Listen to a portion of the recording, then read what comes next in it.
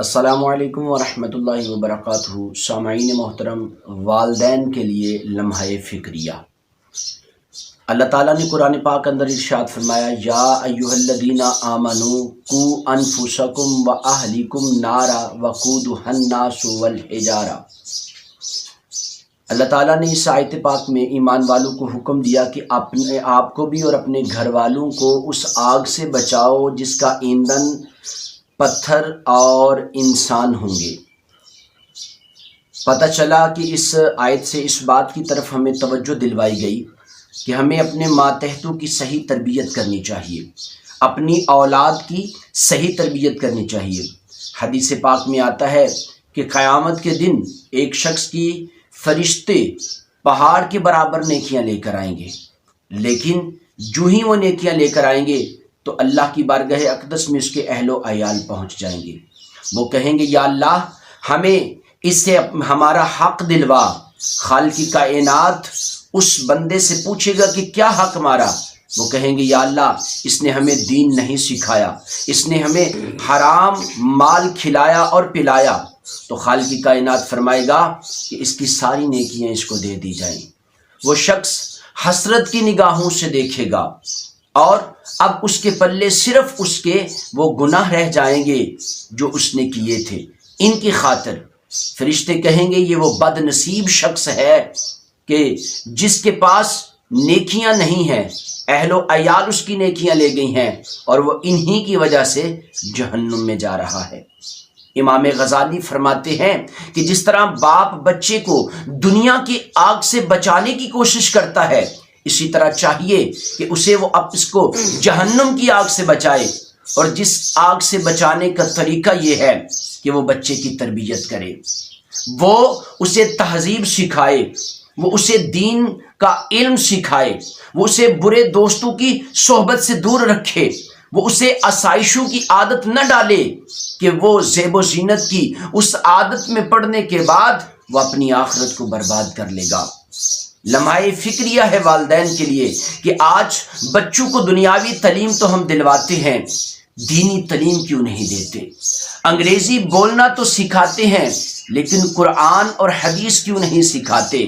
ہم اولاد کو انگریزی کی جو ہے مختلف چیزیں تو سکھاتے ہیں، لیکن بتائیں کہ ہم مصطفیٰ کی سنتیں کیوں نہیں سکھاتے؟ سامعین محترم، میں کہنا چاہتا ہوں کہ غور کرنے کی بات ہے کہ جب ہم بچے کو دین نہیں سکھاتے تو باپ کے مر جانے کے بعد اس کو اپنے باپ کا جنازہ پڑھنا بھی نہیں آتا۔ ہم آج بچے کو فر انگریزی بولنے پر فخر محسوس کرتے ہیں، ہم اس کو انگریزی پڑھنے کے بعد کہتے فلاں یونیورسٹی سے پڑھا ہے، لیکن آپ نے کبھی سوچا کہ اس کو قرآن صحیح پڑھنا کیوں نہیں آتا؟ ہم نے کبھی اس بات کی طرف توجہ دلوائی کہ ہم اولاد کا مستقبل سنوارنے کے لیے تو بات کرتے ہیں، لیکن ہم اس کی آخرت کو بہتر کرنے کے لیے بات کیوں نہیں کرتے؟ تو سامعین محترم، ہم نے بچے کو گھنٹوں دنیا کا نالج تو دلوایا، اس پر ہم باتیں کرتے ہیں، لیکن ہم بچوں کے ساتھ دین کی بات کیوں نہیں کرتے؟ ہمارے پاس یہ لمحہ فکریہ ہے کہ ہم اپنے بچے کو حشر کی وحشت کے بارے میں کیوں نہیں بتاتے؟ ہم اپنے بچے کو ڈاکٹر، انجینئر، پائلٹ اور دیگر جو عہدے ہیں وہ تو دلوانا چاہتے ہیں، لیکن ہم اپنے بچے کو قرآن کا حافظ کیوں نہیں بنانا چاہتے؟ ہم اپنے بچے کو عالم دین کیوں نہیں بنانا چاہتے؟ سامعین محترم، والدین کے لیے لمحہ فکریہ ہے کہ ہم بچے کو TV, VCR, computer, mobile, internet اور دیگر جو سہولتیں ہیں وہ تو میسر کرتے ہیں، لیکن ہم ان کا اچھا استعمال کیوں نہیں بتاتے؟ ہم ان کو اس کے استعمال پر کیوں نہیں بتاتے کہ اس کا صحیح استعمال بھی ہے؟ سامعین محترم، ہم بچوں کو دنیاوی معاملات کے اندر تو بڑی ترجیح دیتے ہیں، دنیا کی تعلیم کی ترجیح دیتے ہیں، لیکن ہم اپنے بچے کو دین کیوں نہیں سکھانا چاہتے؟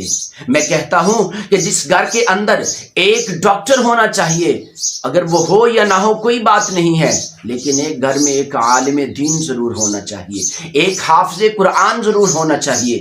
کل قیامت کے دن اس حافظ قرآن کے والدین کے سر پر تاج پہنایا جائے گا، جس پر لوگ رشک کریں گے تو سامعین محترم، ہمیں اس بات کی طرف توجہ دینی ہے کہ ہم اپنے بچوں کو دین سکھائیں، دین سے دور نہ کریں، ورنہ قیامت کے دن جب اللہ کی بارگاہ میں پہنچیں گے تو ہمیں خالق کائنات کی بارگاہ اقدس میں اس بات کا جواب دینا پڑے گا کہ ہم نے بچے کی دین کی تعلیم کیوں نہیں دلوائی۔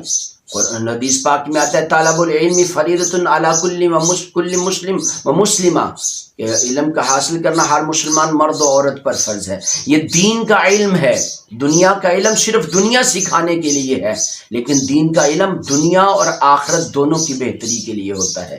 تو ہم نے کوشش کرنی ہے کہ ہم اپنے بچوں کو دین سکھائیں، ان کو دین کا علم سکھائیں، تاکہ وہ آخرت اور دنیا دونوں میں کامیاب ہو سکے۔ اللہ کی بارگاہ میں دعا ہے خالق کائنات ہمیں اپنی اور اپنے اہل و عیال کی صحیح طرح سے تربیت کرنے کی رب توفیق عطا فرمائے، آمین یا رب العالمین۔